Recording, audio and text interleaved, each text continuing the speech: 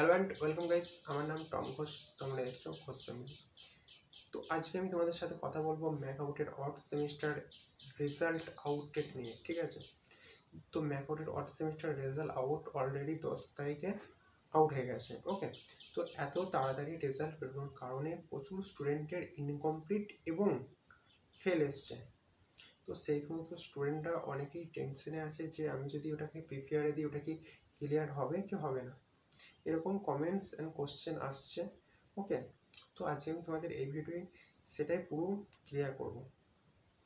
So যে সমস্ত students pass marks অর্থাৎ তোমার যে সেমিস্টারে যে সাবজেক্টে তোমার ব্যাকলগ এসছে ওই সাবজেক্টে যদি তুমি পাস মার্কসের উপর লিখে আসো, মানে তোমার পেপার যদি ভালো হয়ে থাকে তবেই তুমি প্রিপেয়ার দিলে পাস করবে।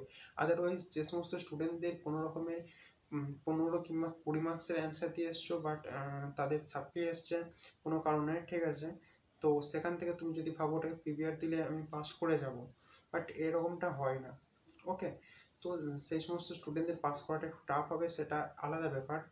তাদের হতেও পারে না হতেও পারে, বাট কিছু যে সমস্ত স্টুডেন্ট কনফার্ম যে আমার পেপার ভালো গিয়েছে তাও কোনো কারণে হয়তো আমার সাপ্লি চলে এসছে, তো সেই সমস্ত স্টুডেন্টরা প্রিপেয়ারে দাও, অবশ্যই তোমার সাপ্লি ক্লিয়ার হয়ে যাবে। আরেকটা কোশ্চেন যেটা আসে যে কাদের প্রিপেয়ারে বসা উচিত না, তো এই কোশ্চেনটা অনেকে আছে। যে সমস্ত স্টুডেন্টদের ফেল এসছে তারাই কিন্তু প্রিপেয়ারে দাও, ফেল ইনকমপ্লিট যাদের আসবে তারাই প্রিপেয়ারে দাও। আদারওয়াইজ যে সমস্ত স্টুডেন্টরা পাস করে গেছো, ওকে, তাদের কিছু নাম্বার বাড়ানোর জন্য করানোর জন্য প্রিপেয়ারে আমার মতে বলে না দেওয়াটাই ভালো।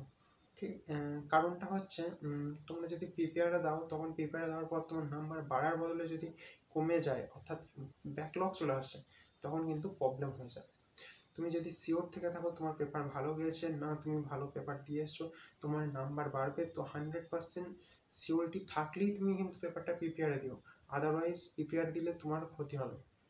কিছু স্টুডেন্টদের কোশ্চেন থাকছে যে ইভেন্ট সেমিস্টার এনরোলমেন্ট প্রসেস তো কমপ্লিট হয়ে গেছে, বাট যে সমস্ত স্টুডেন্টদের ব্যাকলগ আছে সেই সমস্ত স্টুডেন্টরা ব্যাকলগ এনরোলমেন্ট কখন করবে। তো স্টুডেন্টসদের উদ্দেশ্যে বলবো ব্যাকলগ এনরোলমেন্ট এখন না, তোমাদের যখন ইভেন্ট সেমিস্টারের এক্সামের আগে তখন একটা নোটিশ অলরেডি বেরোবে যে ব্যাকলগ এনরোলমেন্ট হচ্ছে, তখন তোমরা ওটাকে ব্যাকলগ এনরোলমেন্ট করে 1000 টাকা পেমেন্ট করে পরীক্ষায় বসতে পারবে। ভিডিও ভালো লাগলে লাইক কমেন্ট শেয়ার করো এবং ডেসক্রিপশনে আমার WhatsApp Telegram and WhatsApp group এর লিঙ্ক দিয়ে রাখলাম, ওখান থেকে তোমরা জয়েন হয়ে যেতে পারো। হোয়াটসঅ্যাপ গ্রুপ যেটা আছে সেটা নতুন করা হয়েছে, সমস্ত স্টুডেন্ট ওখানের মধ্যে নিজেদের মতামত দিতে পারো। ওকে, আমার চ্যানেলে যদি তুমি নতুন হয়ে থাকো চ্যানেলটাকে সাবস্ক্রাইব করে বেল আইকনটা দাবিয়ে দাও যাতে ম্যাক আউটের প্রতিটা আপডেট সবার আগে তোমার কাছে পৌঁছে যায়। ওকে।